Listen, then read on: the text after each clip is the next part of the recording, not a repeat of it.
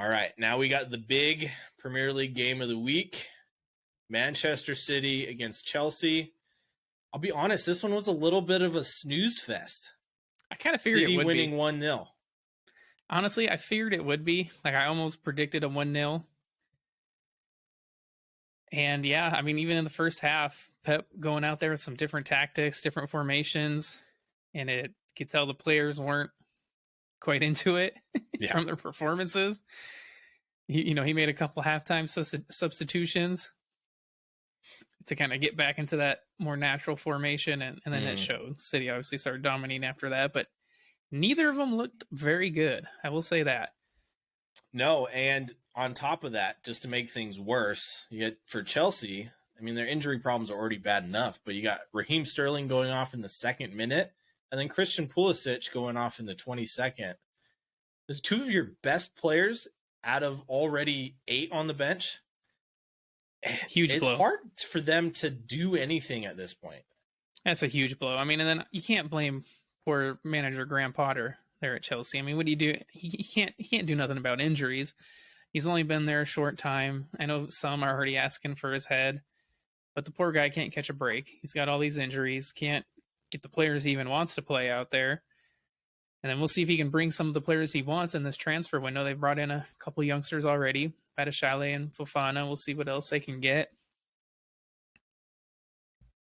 Yeah, I mean, I know the money's there. It's just like looking at the team right now, is anyone going to want to go there? I mean, 10th place, Champions League is looking very unlikely next season. I mean, they're already I doubt 10 they points, the Champions League. 10 points out of the Champions League, but they're also only 10 points above the relegation zone. Just shows you how far Chelsea has fallen this season. Yes, I think they should stick by Graham Potter, just because we went through the similar thing a couple of years ago with Arteta, and look how it's gone now. Graham Potter's a great coach. You got to give him enough time to get the players he wants in, but it's not looking good for Chelsea. That's for sure. No, I mean, you saw Aubameyang. He was the sub who got subbed off, so they definitely have some players that aren't playing very well. Yeah. I don't think Aubameyang's played well for a long time. So honestly, Kepa, I think, on that goal that was scored by Riyad Mahrez.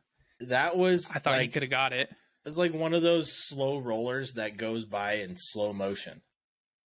You just see him hesitate, and then the ball is by him. It was only like 2 feet away from him. He could have easily just jumped on it and got it, but hesitation, and it's a goal.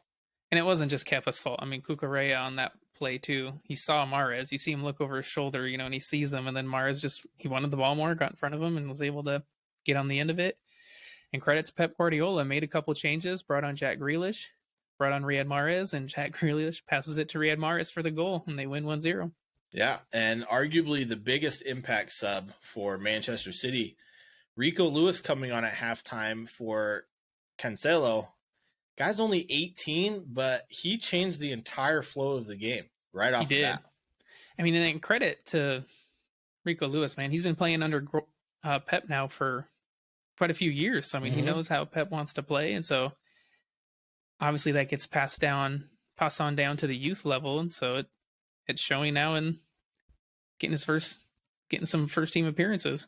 Yeah, definitely. He's definitely one to watch for the future. And for sure. Something we are not used to seeing from Manchester City, which is youth prospects coming through the first team. So that aren't named Phil Foden. No, yeah, not many Phil Fodens. So